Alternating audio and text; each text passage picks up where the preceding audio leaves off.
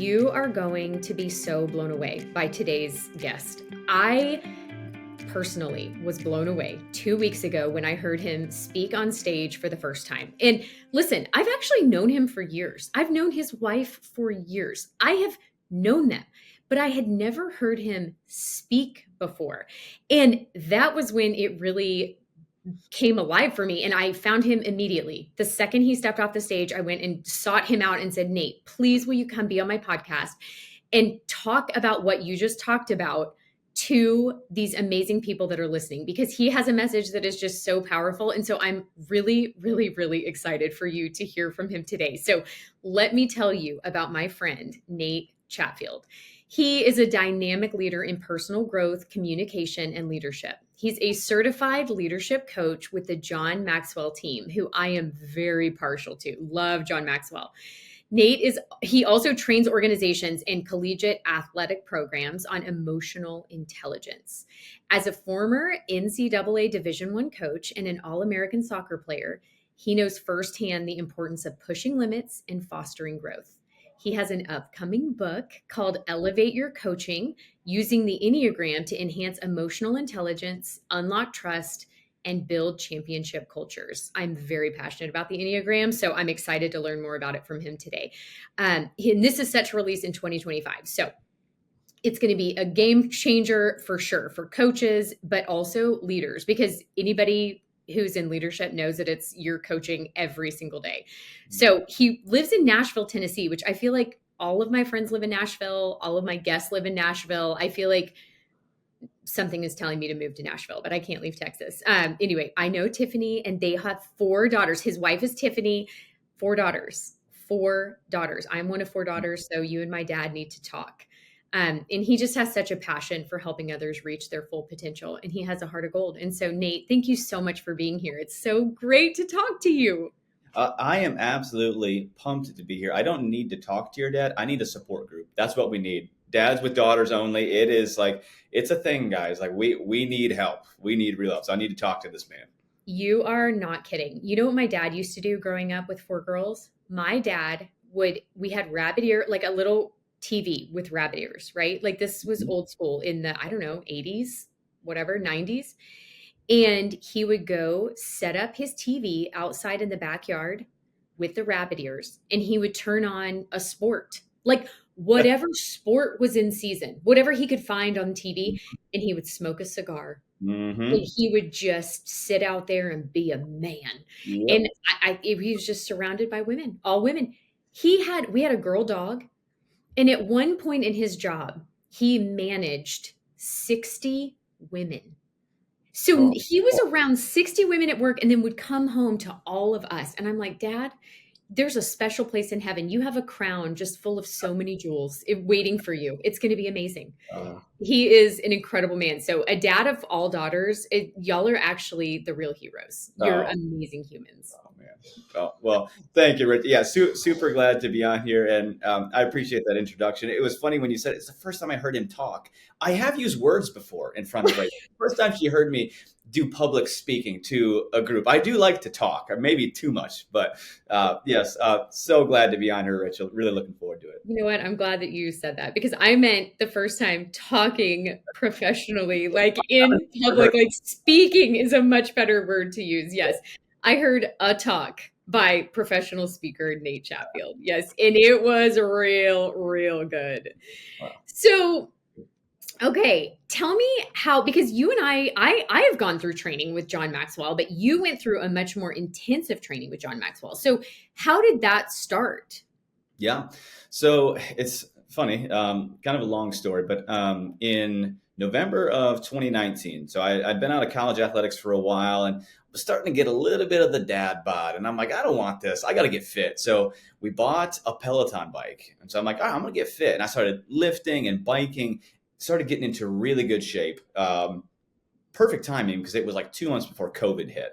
So we had this sweet Peloton bike. And next thing you know, my college team gets shut down. All the girls were sent home. So here I am, like, gotten fit. And I'm like, I need to grow. I feel stuck. I've got to do something. And I remember thinking to myself, I put it on social media, that I didn't want to come out of this pandemic having not grown, having not done something to better myself, to prepare myself for whatever God had for me next. My college basketball coach used to say all the time, when your opportunity comes, it's too late to prepare. So I'm like, okay, how can I use this time right now to prepare? And I don't even know what I'm preparing for. I just want to get better. So I had done my master's degree in athletic administration, and we had read some books by John Maxwell, I'd always loved John Maxwell, but I felt like I was really immersed in John Maxwell philosophy. So I'm like, okay. And there was a friend of mine, she was the head coach at the University of Minnesota at the time in women's soccer. And she said, Nate, you need to look at the John Maxwell team just for the personal growth side. And I'm like, oh, I didn't know he had a team. What is this? So I started looking into it, and it's not cheap. It was, a good chunk of money, but I'm like, you know what? I think I want to do this. I need to do something. My wife and kids had gone away to stay with family for a little while because we were in Nashville and we couldn't go outside. I don't know if you remember that. We couldn't leave the house. So they went to stay with my family for a while, and there was property. So the kids are out running around, and I'm stuck in Nashville because we don't know when the team's coming back. So I need to stay. So I bought the program, and for 30 straight days, spent about 8 hours a day being inundated with John Maxwell content when it came to personal growth, leadership, communication, just all of these things just flying at me. And it was crazy. I felt my boundaries expanding. I felt that I was living in this space where I was starting to push the thresholds of my comfort zone, and I was just growing. And I'm like, you know what? It was a shift for me in that moment. I'm like, I need to use this as a gift to impact people. I'd always wanted to impact people, but if we're honest, so many of us, Rachel, we have insecurities, whether it's public speaking or leadership. All of us have insecurities. And I was always afraid to speak because I'm like, what are they going to think of me? And it was crazy. That just went away. It went away because I found out 4 important words. It's not about me.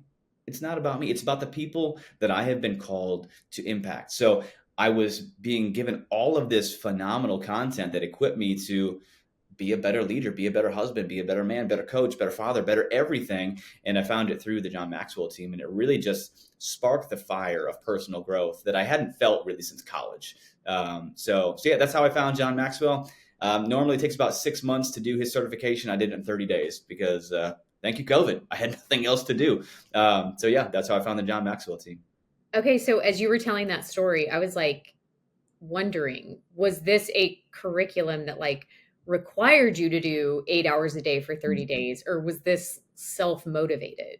It was all self-motivated. So you can go, you can go at your own pace, but it's funny. Like because you've been in these seasons before, when you get passionate about something, can't stop. It's just like, Nope. just go. And it's like, I love working out. I can't work out 8 hours a day. My body will shut down, but I can read for 8 hours a day. I can watch videos for 8 hours a day. I can write. I can do all these different things, all these different exercises that they had us doing. And it was just, man, I feel like I was growing and I was on fire. I'm like, let's get it. I couldn't stop. And I'd go out. A lot of it was audio. So I'd put in my AirPods, get it on my phone, and I just walk. I remember one day I walked like 6 miles, and I just listening to stuff the whole time for, however long that took, 2-3 hours, whatever.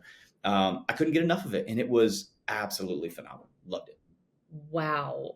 I mean, I'm sitting here thinking, yeah, I mean, I'm so much like you in the sense that if my family was gone and they weren't here and not needing me at the time, like I would probably do the same thing because I get into something and I go all in, like Yeah. super passionate. That's amazing. Mm. So much bad came out of COVID, but so much good came out of COVID. Yeah. Just that pause in life, like really caused everybody to like reevaluate and do things like that. Like that is amazing. Oh my gosh. I feel very fortunate to have done it. I mean, I was kind of looking, but kind of not. And I felt like it was just something just God put in my lap, said, here you go. And the best part is it's the gift that keeps on giving. So one of the biggest lessons I took away from it. So John, he takes you through basically what he does. He takes you through a lot of his content, his books, and you just do a deep dive. So the book that he wrote for me that was the most impactful was the 15 Invaluable Laws of Growth. And so I'm certified to train that content, which is phenomenal. And the first law is the law of intentionality. Growth doesn't just happen. And that was the first thing I did. The first course I took was on the law of intentionality. and I haven't stopped. I haven't turned it off. I'm growing and doing new things. And what John wants us to do, he said, I want you to use my name until you've built your own. And that's what the John Maxwell team has done. So I get to deliver his content, which is phenomenal, way better than anything I'll probably ever do. I don't want to put limiting beliefs on myself, but I am a realist. I'm like, that guy's amazing. But it's allowed me to grow in other areas, to pursue other things that God has gifted me, and particularly right now in communication and in emotional intelligence that I love. It helps me connect with people and add value to them. And now I'm doing my own thing. And I have to thank John. I mean, I could not have done it without him. I know that's a platitude people like to use a lot. Oh, couldn't have done it without you. Well, it's kind of true. Like, we're all standing on the shoulders of someone. I did not achieve any level of success that I've achieved in a vacuum. And I'm thankful for all the people that surround me, and particularly John, for all the content that he delivered to us. It's amazing. Okay, I want you to dive into the law of intentionality real quick. But first, before you do, I just want you to know that when I first started my first business 8 years ago, about 8 years ago, all of a sudden I kind of got thrown into this leadership position, and I had always been an employee like my entire life. Like, employee, I worked for somebody else. Somebody else told me what to do. And so for me to be in a situation of leadership, I was like, "Oh, I don't know what to do." Yeah. And I don't even remember how I found 21 Irrefutable Laws of Leadership by Mhm. John Maxwell. But I was driving and I was building this business on the side of my corporate job. And so I would go from like office to office and do all that. And then in my car, I would be listening to John Maxwell's 21 Irrefutable Laws of Leadership. And it changed my life. And so when we were able to have the opportunity to get coached and trained and mentored by him one-on-one, it was just absolutely amazing. Like, it was he is a life-changing human being, and he is so humble and he is so kind. I cannot say enough good things about him. So Yeah. dive into the law of intentionality for me. Like, what does that even mean exactly? Well, so the subtitle of the chapter is Growth Doesn't Just Happen. So he cites a lot of different stats. 33% of Americans after they graduate high school never read a book. Are you kidding me? 33%. 42% of college graduates never read a book after college. And he starts talking about growth gaps. Why is that? Well, gap number one is the assumption gap. I assume that I will automatically grow. We think that we're just going to get better. Well, you get older on accident, but you have to get better on purpose. You don't just waltz your way into getting better. So he kind of talks about this idea of taking ownership of your life. And that's a theme that I found in multiple disciplines now, is just taking ownership of what you're doing. So it's looking at your life. And if I were to ask you right now, Rachel, when I've done trainings on this is super fun. I'm like, all right, I do it on a Zoom call. I've got, 50 people on the call or whatever. I said, all right, I'm going to select one random person in 30 seconds who's going to share their 6-month growth plan. Ready? Go. And you just see everyone's eyes get huge. And then I say, I'm just kidding, guys. I'm kidding. Nobody has a growth plan, or almost nobody has a growth plan, because we just assume it's going to automatically happen. It doesn't. We have to be intentional about finding areas to grow in. So he talks a lot about that idea. And then he has 6 or 7 other growth gaps that he goes through. One of my favorites is the timing gap. It's just not the right time to grow. I've got 2 kids. I've got a dog. I've got a business. I've got this. I've got that. I'll just be honest with you. Just like none of us are ever ready for marriage, none of us are ever ready to grow. Guess what? You just got to jump into growth. You just got to jump in. I'm not saying you got to jump into marriage. That's a really big commitment, but you're never going to be fully ready. You will never be fully ready to grow. So even if it's something small, pick up a book, read Atomic Habits. It's a great book. There's 1,000 different books that will be life-changing if you just decide, I'm going to grow now. And it just starts to take off. And once that flame is lit, boom, it's hard to stop. Once you get going, it's hard to stop. Oh man, you're not kidding. It actually really is hard to stop.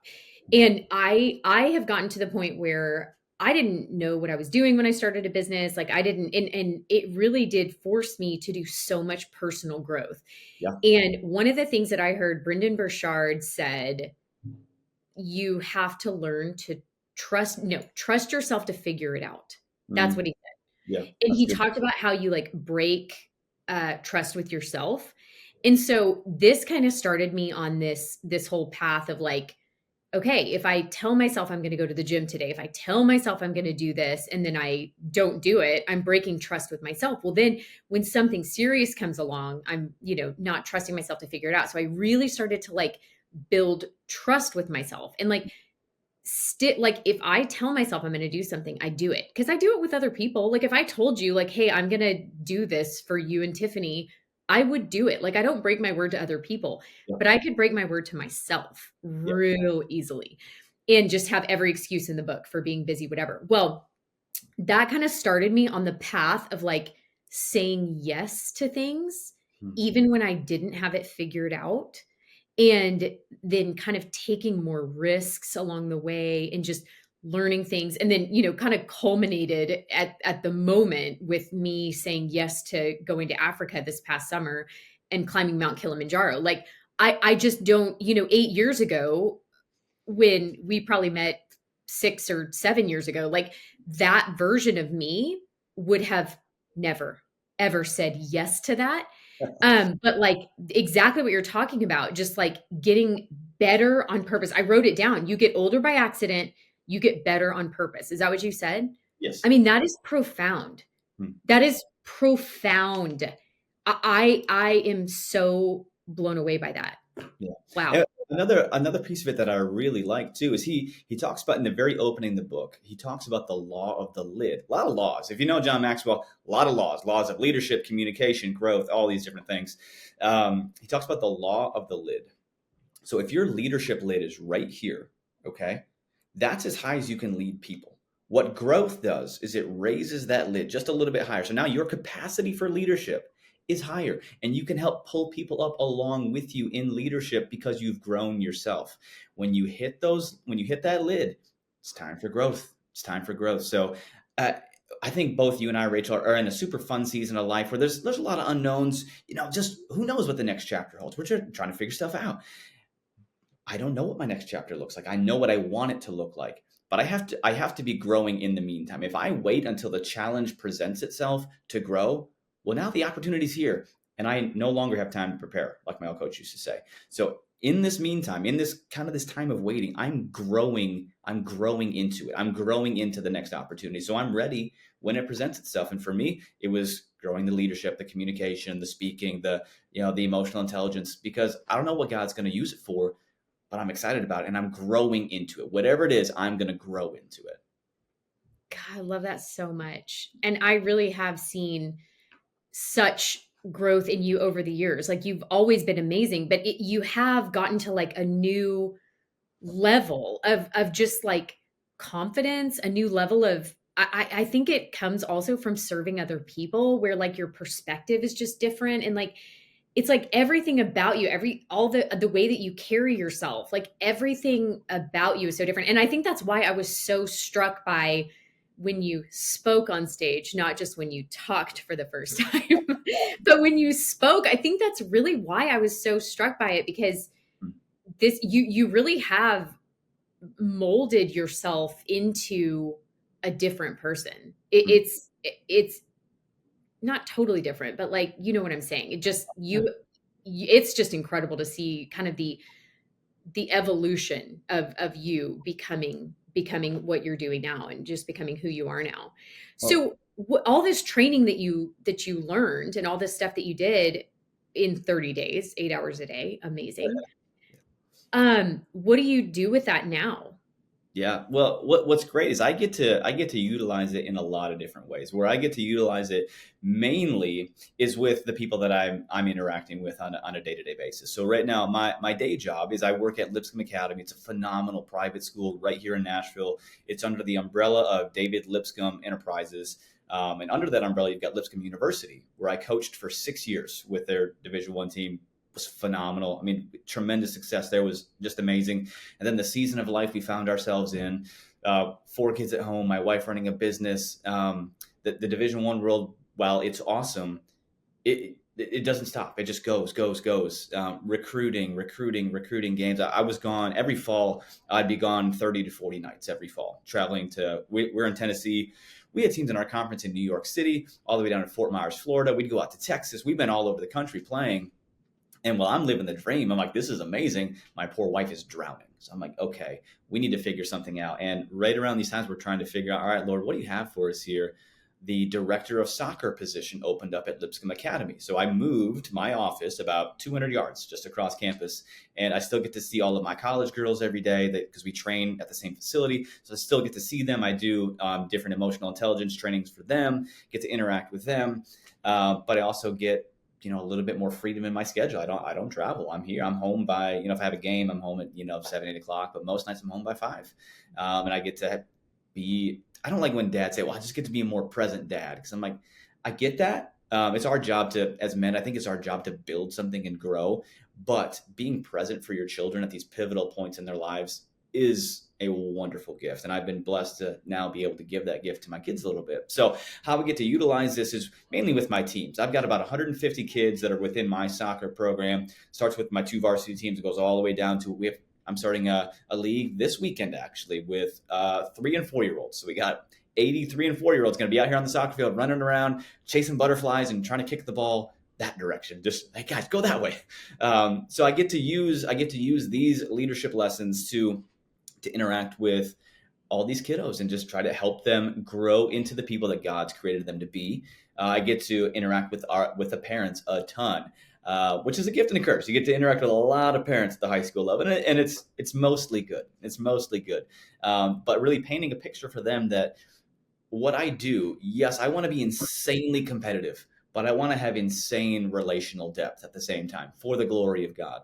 And I don't think that most parents in competitive athletics are used to hearing that because they want to win championship, trophies, notoriety, scholarships, all these things. And there's nothing wrong with that.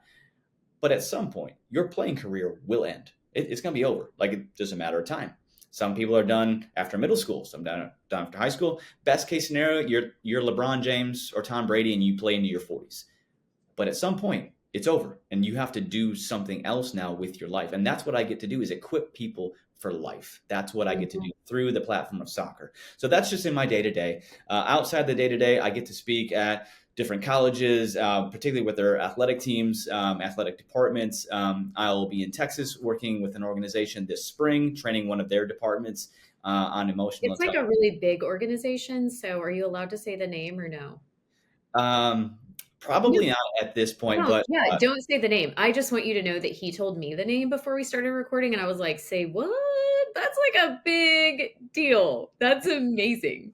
and even the story of how I landed that opportunity was just, I was at a recruiting event and I'm watching this girl play, and I met this mom. She was a commit to our university, and she said, "Oh, my daughter's so nervous that you're here. She's terrified. She's going to think you guys that she's not good enough to play for you guys. You're going to pull her off her." I'm like, "Well, number one, I'm not going to pull her off her." And I said, I just think to myself, she sounds like a type 1 on the Enneagram, really harsh inner critic, doesn't think she's good enough, terrified that we're here. So I just gave them out 3 or 4 talking points. I said, hey, when you get to the car, say this, then try this, and then try this. And what do you know? 2 hours later, she calls me and she says, "What did you just do?" I said those words, and immediately my daughter was bawling and thanking me for saying that. And I'm like, honestly, it's just looking for opportunities. What John Maxwell says is, what you focus on expands. So I've been really focusing on this, like seeing people for who they are, understanding what motivates them, what drives them, what makes them tick, and then speaking to those motivations. And when you do that, immediately you build trust, immediately you build connection, and now you've got the opportunity for something really, really cool. And just so happens that mom is a relatively important person within her industry. And yeah, so we're ironing out the details right now of what date I'll be in Texas, and so yeah, really looking forward to it. Okay, I have to like rewind because that story, I'm like, every mom listening to this is going, wait, what points did he say? What did he tell her to say? What did he tell her to say to her daughter? She's an Enneagram 1. Like, I think we have to dive deeper into that. Like, say more. Say more. So, in that particular scenario, this Enneagram 1, and I kind of diagnosed her as one. It was my educated guess, and it turns out she's taken the test. She's an Enneagram 1. So just tell us what an Enneagram 1 is. Yes. For I forget that not everyone is an No. aficionado like me. So the Enneagram is a system of essentially personality assessment. You can use it in many different ways. I use it exclusively for personality assessment. And it, different than other personality assessment tools, it speaks to the motivation that drives behavior. So it tells us why we feel, think, and act the way that we do. So there are other personality assessments that say, you are a golden retriever because you are loyal and fun and energetic. Great. Maybe you are a golden retriever. I don't know. But that's only describing the behavior. What's more important is the motivation that drives the behavior. So, this person who I was kind of intuiting a little bit, I think she's a type 1. In stressful situations, there are these things called paths. So you can pick up the negative attributes of another number on the Enneagram. The type 1 picks up the negative attributes of the type 4. So they think there's something tragically flawed with me, which is the downside of a type 4. So this young lady, who's a phenomenal player, she's telling herself, I stink. They're not going to want me. I'm not good enough. Because the type 1 is called the perfectionist. If they're not perfect, they think they're terrible. They have And this. how old is the girl that we're talking about? She was 17. 17. Okay. I just want to hug her. I don't want anybody to feel that way at 17. Okay, keep going. So I told this mom, I said, number one, tell this young lady, who shall remain nameless, that her value does not lie in her accomplishments. And that is something for a type 1 is very hard to hear because they think they must be perfect. Like, I kind of resonate with that just a little bit. And I'm going to see if Rachel can guess my Enneagram type at some point. We'll see. I'm trying to figure Rachel out too, even on this call. I'm trying to figure it out. So I resonate with some of that, but it's not like a driving motivation. I have to be perfect. Well, I know I'm not perfect. Look at my hair. I know I'm not perfect. I have no hair. Why would I try? So these kind of things, it doesn't really bother me. But for some people, it's soul crushing when they mess something up. So I said, reminder that her value does not lie in what she accomplishes. And I would say the same thing to a type 3, who is the achiever on the Enneagram. A lot of similarities between those two. So that was the first thing I told the mom. I said, number 2, reminder of what she has done well already. We don't just, we love everybody. If I could sign 100 players, I'd sign 100. But we have a there's only a limited amount of money and a limited amount of roster space. I said, we saw the value in this young lady. We believe in her. We think she is a great player. And what's tricky for a type 1 is you can tell them, you are awesome, you are good, you bring value. And even though they hear it, they struggle to receive it. Hearing something and believing something are two very different things. So when she heard this coming from her mom, from a coach, it was like, oh, okay. And it just really struck a chord with this young lady. And it did what connection is supposed to do. It made this young person have confidence again in all of the wonderful abilities that she had been gifted with and also had developed throughout her time playing club, high school, everything else. So. I'm just blown away. That is incredible. So I'm sitting here thinking, like, we actually didn't even plan on talking about the Enneagram today. That's the really funny part is like this was kind of by accident, but now I can't get enough of it. So is it helpful for us to figure out our children's Enneagrams? And how young can you figure out a child's Enneagram? Yeah, so there are differences of opinion on that. I typically say that I try not to number my kids when they're young because some of this is nature, some of it is nurture. The social sciences tell us that by about 2 or 3 years old, your child's personality is pretty much set. So I think that they start to grow into certain things. I started using it with my daughter Eliana, and if you hear loud noises in the background, I am in our recording studio at our high school right now. And they just got out of class, so I love it. I love it. I actually put a blocker on the window over there so no one could be making faces at me because the door is right there. But yeah, so I started using it with my daughter Eliana when I started to see her being just really hard on herself all the time and like was really wearing her emotions on the sleeve, would have outbursts of anger. And there's some friends of mine that live here in Franklin. They run an Enneagram company called Your Enneagram Coach. I highly recommend you check them out. Beth and Jeff McCord. They've written several books, have a podcast. Wonderful people, have been great mentors to me throughout the process of me writing my book, making connections and kind of guiding me a little bit. So they run it from a Christian perspective. So that is one issue with the Enneagram is people run to it for, oh, Enneagram, fix me. No, the Enneagram is not going to fix you. It's a wonderful tool for description, a horrible tool for prescription. It doesn't prescribe anything for you. It shows you where you are. Say, hey, this is what you're struggling with, and here's why. So I started to kind of see that a little bit in my daughter. I'm like, okay, she's struggling with these things. So probably around 10-ish is when I started to use it with my daughter. Now I've got 4 daughters, as we've talked about already. So right now they are 7, 9, 12, and 13. And I've got them all numbered. I mean, I don't treat my youngest as if she is a type 7 on the Enneagram, but she is for sure a type 7.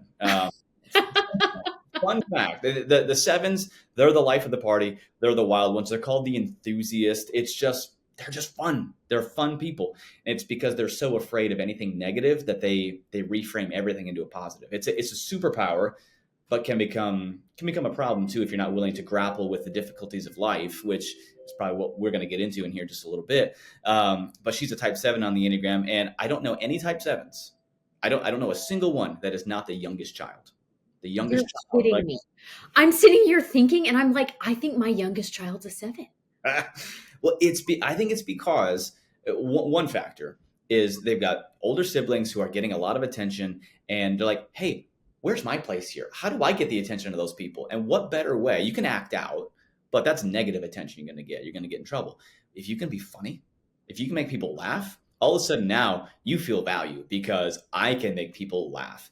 She is the funniest kid I've ever met. She's hilarious, and she just does the wildest things, and we all laugh. She's always trying to one-up us and just do crazy, crazy fun things. So yeah, I try not to number them too early, but it's super helpful in my family relationship, particularly with my wife. There were Rachel, I'm telling you, there were times Tiffany and I would look at the same situation, and I'm like, girl, what in the world is going on? Like, how can you possibly come to that conclusion? We're looking at the same thing, and we're coming to completely different conclusions. And it's because one thing that Jeff and Beth like to say about the Enneagram is imagine you're wearing colored sunglasses. So Rachel, if I give you a pair of blue colored sunglasses and I put on a pair of red colored sunglasses, then you take a look at my Stanley here. My girls call this my manly Stanley because it's black. We'll both agree, oh, that's a Stanley. But we might struggle to see the color of it because mine's going to be tinted red. I'm like, well, it might be black, but it's pretty red. And you guys like, Nate, clearly it's blue. Well, that's one of the strengths of the Enneagram is it shows us the natural perspectives through which we view the world. And we've all got them. Most people live on autopilot where they just act without really having the emotional intelligence aspect of self-awareness. They're not aware of what they're feeling, so they just do things. What the Enneagram really does, the 4 aspects of emotional intelligence, you've got self-awareness, self-management, relational awareness, and relational management. It really, really helps in all of those categories. You can understand what you feel, and then from there, decide how you want to respond. Observe other people's behavior, try to figure them out, and then from there, you now run your relationships with intentionality. Back to where we started with intentionality. That, in a nutshell, is emotional intelligence and how it allows us as people using the Enneagram to be emotionally intelligent people. And as a coach, it's an invaluable tool. Absolutely invaluable. So I'm talking a lot. You said you'd never heard me talk before. Well, now you're getting the full throttle. I was actually just about to say, Nate, I need you to please push. Can you give me the publisher's name and number? I'm going to call them because we need to accelerate the process of this book. I need your book to come out as soon as possible. Here's what I have to say to you. And I'm like, I don't have the ability to lie. I just tell you how it is. Literally, I've never heard anybody describe the Enneagram in that way before. Like that powerfully. I'm sitting here going, if the whole world could just do the Enneagram and know what they are, and then know how to deal with if every corporation, if every business started with the Enneagram, and not only discovering what you are, but also discovering what everybody else is around you, and then how to deal with them. Yeah. I mean, I look at, oh my gosh, my mind is just blown. Yeah, I mean, for me, like when I say it, like uh, Jesus transformed my heart, right? It wasn't like, but the Enneagram itself is a tool that when I put, boom, when I put that in the pocket, I'm like, oh man, yeah, I see people now. Like I feel like I can understand and speak to everyone. And I don't. I was talking to someone about this recently with my players. We treat them all fairly, but we don't treat them equally. We need to communicate effectively to different people. The way I communicate to Rachel might be different than how I communicate to Derek. I'm not going to speak the same way because you're different people with different motivations, with different insecurities. And the more I understand you, the better able I am to speak directly to you. And that's a scary place because all of us, there's two groups of people. There's one group of people that will admit to insecurities. They'll admit, I have them.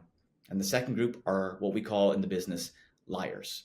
They're liars. But everyone's got insecurities. Everybody does.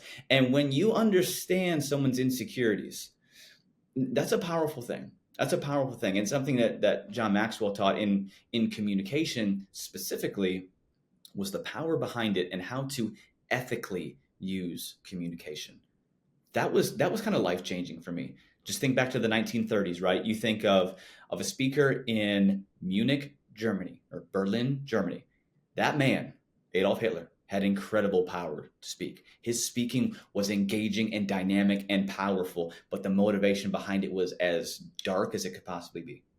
Across the English Channel in London, you've got Winston Churchill, again, powerful speaker with the goal of protecting our island. And you listen to some of his speeches, whew, just get goosebumps. It's amazing, and it's using that ability of communication ethically.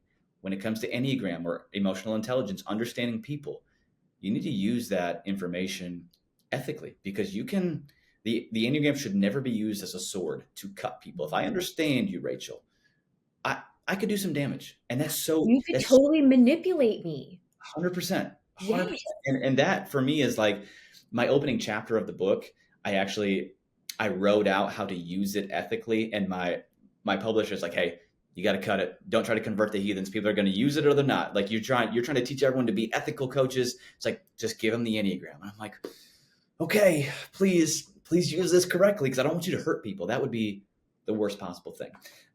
So yeah, using it ethically is very, very important because it cuts to the heart of the issue. It cuts to the heart of the insecurities behind each person. And when you hear your number described, your type described, I remember like I heard my type described, and I'm going to ask you later, Rachel, what you think my number is. But it felt like there was a spotlight shining on me, and I just wanted to just cover up and die. I'm just like, oh, people are going to think I'm a loser. They're going to think I'm not good at my job. Like, why would I ever want this guy as my coach? And what was beautiful is I came to understand that when every other person's type was described, they felt the exact same thing. There was so much shame with some of these people, just like embarrassment and just like, oh my goodness, because you feel exposed. And for me, that's another great benefit of the Enneagram is when you have a true heart for people, it creates so much empathy for other people. When they say, oh, you too? I don't understand your struggle with that, but I know I struggle with this. So, and if it's anything like my struggle, oh, I feel for you. And now you've got more genuine connection. So it's been a dynamic tool in the teams that I've coached, particularly the last 5 or 6 years. It's a gift that I want to share. I think it's worth sharing. Man, I think you need to like train every organization, and also Love it. like my family. Like if you could just do like personal coaching and training to my family. I'm just blown away. You're saying, I mean, in your book, you're like doing this for coaches and leaders, but I'm like, no, this is actually for like every single human Yeah. on the planet needs Yeah. to understand this. I've got a list of different book topics that I'd like to write on it. And for me, I'm trying to stay within my niche. I mean, I do have 4 kids, so I guess, maybe I could write it to parents, but there's, so that the lady that I mentioned to you, Beth McCord, she has a new book I think it's actually just been released it might be October. It's coming out soon. It's the Enneagram for Mothers. Mm. Highly recommend. Ooh. Yeah, highly recommend. If you like the Enneagram, and it's particularly if you're a person of faith, highly recommend it. Oh my Highly. gosh. Okay, I just wrote it down. I'm ordering that the second we finish. Okay, so I know that we don't have like a ton of time left, but I really do want you to touch on the whole reason that I asked you to come on was because I was so impacted by what you were talking about a couple weeks ago when I heard you, and you were talking about the difference between joy and happiness. Mm. And I think that that's such an interesting topic. And so, can you kind of dive into what is the difference between the two? And are they mutually exclusive? Like, how does this work? Mm. Great question. And what's tricky, there's no way to fully know whether or not you are experiencing happiness or joy until you feel pain. Like there's this, as I was thinking through this, I was wondering like, when did I start to make this distinction in my own mind? And I'll never forget it. I was 25 years old. My oldest daughter, Eliana, was 5 months old. And my wife, Tiffany, I don't know if I ever shared this with you, Rachel, but Tiffany woke up in the morning and like, like sat up in bed and then boom, just fell backwards. And I'm a light sleeper. So I look over, I'm like, what are you doing? And does it again, falls backwards again. Did it like 3 or 4 times. And eventually I'm like, Tiff, what are you doing? And she looks at me and she says, I can't feel my face. Just garble, garble. I'm like, baby, what's going on? She tried to talk and it was just, she said the left half of her body was numb. She couldn't feel it. So I'm like, okay, hang out. We lived on a college campus at the time. I was a college coach in Wisconsin. Her parents happened to be in town. So I rushed down to their apartment. I said, hey, you guys got to come back upstairs. Something's wrong with Tiffany. Get back up there. Tiffany, I had gotten her dressed before I left. She had taken her clothes off and was wandering through our apartment. I said, baby, what are you doing? And when she spoke this time, it was nothing but garble, just absolute garble.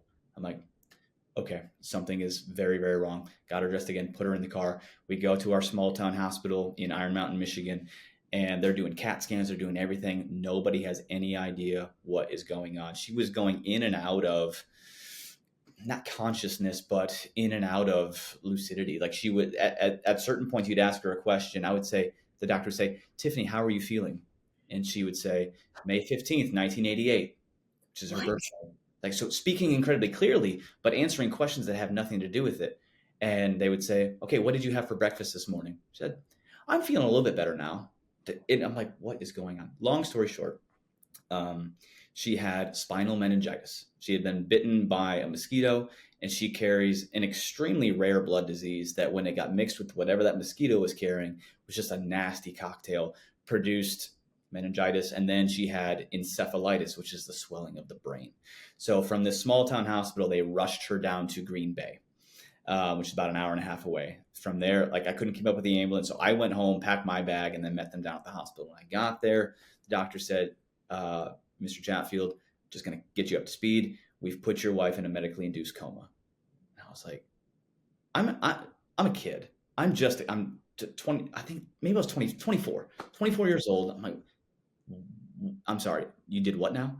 They're like, well, we're hoping that just by helping to just turn off her brain and then wake her up in 12 hours, that it's going to kind of reset things. And I'm like, oh, okay. I walk in there. My wife is on a breathing machine. It's putting oxygen in her lung. And I just break down. I'd break down. I'm like, life wasn't supposed to be this way. What is this? Is my what? Did she have a stroke? What is going on here? The doctor said, hey, plan to be here for about a month. I said, we've seen a lot of meningitis. He said, on a scale of 1 to 10, this is a 9+.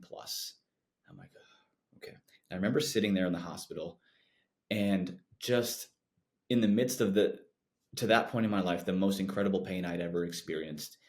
And just having this overwhelming calm, this overwhelming sense that God's got her and he's got me too. And my pastor came down and he said something I will never forget. He said, Nate, what we know to be true about God gives us confidence about his choices. And I was like, life-changing. And that was a timely word. And it was in that moment, I was not happy. I was not happy. The circumstances were terrible, but there was a joy. A joy. I'm going to use another word that people don't often associate with joy: defiance. Defiance. It was like, no, we're going to be okay. This is going to be okay because I believe A, B, and C. I believe in the goodness of God. I believe in his providence. I believe that whatever he brings into my life is going to shape me into the image of his son and build me into something that I wouldn't have otherwise been able to be. And that takes us to James chapter 1, 2-4. Consider it pure joy, my brothers and sisters, when you encounter trials of various kinds, knowing that the testing of your faith produces steadfastness. And let that steadfastness have its full effect, that you may be perfect and complete, lacking in nothing. That full effect means we have to embrace what is coming at us, not because we enjoy it, but because it's creating in us something that we wouldn't have been able to grow into on our own. And that word consider it joy. That means you actually have to sit back. You have to think. The way our brains work, when new information is received by us, it actually travels up the back of our brainstem first. It passes through our emotional center of our brain. We think this is unpleasant before it gets to the prefrontal cortex, which is the logical side of our brain, which is where we can sit and think about what is happening right now. So I like to use this example. So I worked out this morning. We have a great gym here at Lipscomb. It's amazing. I got down there and it was a hard workout. I was toast. I'm like in the middle of it. I had one more set to go and I'm like, I don't want to do this. I'm tired. I don't want to do this set. I did it anyway. And in the moment, dripping sweat. It was painful, but I knew, I considered it joy because I knew what the outcome of that workout is going to be. It's going to be a fitter body, a healthier body, a body that allows me to play with my grandkids someday because I'm doing the work now. In the moment, it was unpleasant, but I know it's going to give me lasting results if I stay faithful with it. So happiness based completely in circumstances, and happiness is fine. There's nothing wrong with it, but joy, much deeper, much more defiant, based in something that can't be taken from us. That's why you see some of the greatest stories in human history, the triumphs of the will, were from people that went through incredible tragedy. You think of any, like as a man, you think of any of the true classic movies. You think of Gladiator, you think of Braveheart, you think of The Patriot, you think of Batman even. They all had incredible traumas happen to them, incredible amounts of pain, and they persevered. They came through it. And we're like, that's what I want. So we, especially as people of faith, like myself, I'm going to persevere for the glory of God through his strength because I know, I don't feel, but I know whatever he's allowing into my life is for a purpose. It's tied to a purpose. And if you don't feel that purpose in your life, talk to Rachel. Like, she would love to have that conversation with you. I'll have the conversation with you because that purpose, what you were made for, is the most important thing you'll ever figure out. There's 2 days in a person's life: the day they were born and the day they figure out why. That's not original to me, but I say it all the time. Why were you born? Why were you here? And once you know your purpose and you see God's place in it, man, you can persevere through a lot, and you can have that steady, defiant joy through any circumstance that comes your way. So, is it fair to say that happiness is based on circumstances? I would say that's fair to say, yes. And again, nothing wrong with happiness. Nothing wrong Right. with happiness. What I struggle with too, and I want to be careful with this, is there's a new book out. I haven't read it yet, but I've heard a podcast on it. People who practice toxic positivity. Okay, toxic positivity say, "Oh, this is great. I got in a car accident today and my leg is broken. This is wonderful." No, that's not joy. I think it would be objectively okay to say that breaking your leg is not a good thing. Like, that's not supposed to be that way. So you don't need to be happy about it, but there can be a steadiness, there can be a joy. So yes, the circumstances of that moment are going to produce unhappiness. That's normal. That's right, even. But you can still have joy in it. If you're happy after you break your leg, I would say you're probably not seeing life straight. That's why James says, consider it joy when you encounter trials of various kinds. Some people say, "Oh, there's no trial. The house is on fire, but it's not a trial." No, that's a bad thing. It's a bad thing what's going on right now. You do have to engage with reality, but you can go one of two directions. You can engage with reality and be depressed. I'm like, no, this is terrible. You can engage with reality and come and say, we're going to be okay. Or I suppose a third route is to completely ignore reality and say, no, everything's good. So yes, I would say, answer your question, Rachel. Yes, I think happiness is primarily based in circumstances, what's going on around you. And joy is based on a choice. On a choice. That's probably the best way to say it. Joy, just like love, is a choice. Love isn't a feeling. There are feelings of love, and that's good. Like the falling in love. Those are exciting. We all remember those days. You fall in love. You fall in love with Derek. I fall in love with Tiffany. It's fun. The butterflies, the excitement. But that's not love itself. Love is choosing to look at that person and saying, I am going to intentionally place your needs on equal par, if not above my own. That is what love is. Love is a verb, it is not a noun. I think joy is a verb, not a noun. It's a decision that we make and a path that we actively follow. Wow. Wow. That is so powerful. I feel like, okay, so before we sign off, I want you to give like a real world example to somebody who is one of my best friends was over yesterday, and I can't wait for her to listen to this episode because she's a number one on the Enneagram, and I think she's just gonna love your story. But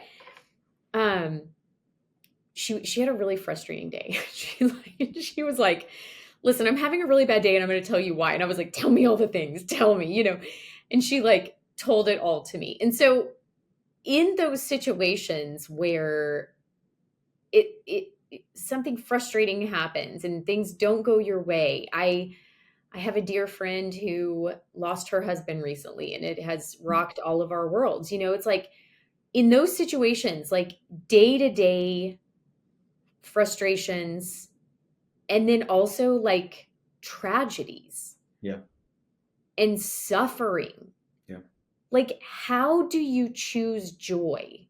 How can somebody choose joy in those circumstances? Well, let me first say, that I'm not going to sit up here on a high horse and say, oh, well, guys, just choose joy. Just choose joy. That's not fair. That's not right. I think that's actually, it's almost dehumanizing. Quick story. I will not share the details here, but there was one of the hardest days of my life. Was delivered some incredibly painful news, and I was sharing with a close confidant of mine, and he's a great guy. Love this guy, and shared it with him. It's like, oh man, I'm sorry. I saw him the next day, and he made a joke about it. He made a joke because that's his style. His style of dealing with life is to joke and to laugh. His philosophy of life is probably laughter is like a medicine, right? So he wants to make me laugh. And I looked at him and he goes, too soon? I'm like, yeah, too soon. So I would say to your friend who's dealing with the pain of life, it's okay to feel that pain. It's okay. There are days where you're not going to feel the joy. It's not this up. Nope. It's like it's up, down. You're all over the place. No one can choose joy 100% consistently, especially for those of us who have gone through trauma. And I don't like to use that word lightly, but it's trauma. I mean, there's real bad things, bad people in this world, and bad things happen. So I'd say, number one, we see you, we love you, but I'll tell you this. You will not always be in this moment. Life will get better. The life will get better if you want it to. If you want it to. I say this, we're all going to walk through a fire at one point or another. Some of us will come out burned. Some of us will come out refined. There's a great book. It's called The Obstacle is the Way, all about stoicism. And it says this very difficult thing, whatever it is, if you can adjust your vision of this event, it might not take away the pain, but you can still find benefit from it. So I'm a big Lord of the Rings fan. I don't know if you like Lord of the Rings, Rachel. I'm kind of a nerd in that way. I love it. There's a scene or a chapter in the book where Frodo, who's carrying the ring, gets stabbed by this blade, and it's not just a regular blade. It's called a Morgul blade. It's a wound that he's told will never fully heal. So your friend who's walked through this moment, she will carry that scar. She will carry that wound for the rest of her life. I think we can be honest about that. There are things that can't forget. Can't forget it. It's just part of your story now. However, it does not have to define you. As a believer, I say, look to the one who has already defined who you are, who has given you your identity. As you and I were talking about earlier, Rachel, our identity is something that is given to us. And if we can look at God and say, God, I would not have chosen this. I don't understand it, but I trust that you are good. I don't feel it right now. I want to feel it. I don't feel it, but I believe it. Please help me. That's when I think you're going to find moments of sweetness and moments of depth that you didn't know you were able to reach. It's not fun. It's not easy. But I do believe it is the only true path forward. You have to embrace the difficulties of life, and through our own, through this cloud that we can't see through, we move forward. I heard this definition of faith, and I thought it was great. Faith is trusting in the present what will only make sense in reverse. We don't understand it right now.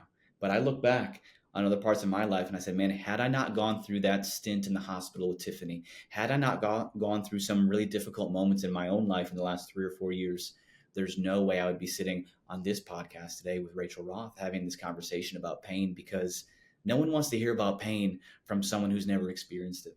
But Amen. now our pain gives us a platform. And I only understand that now looking back on it. I didn't understand it then. I wouldn't care to repeat those experiences either. But it has given me a platform to maybe be an encouragement to someone through some dark days, some real dark days. Nate, I just feel like a better human being after talking to you. That is you just enriched my life so much in this 1 hour conversation. Thank you so much for being on here today. I mean, we covered all sorts of topics that I wasn't even planning on covering. Like this took so many turns.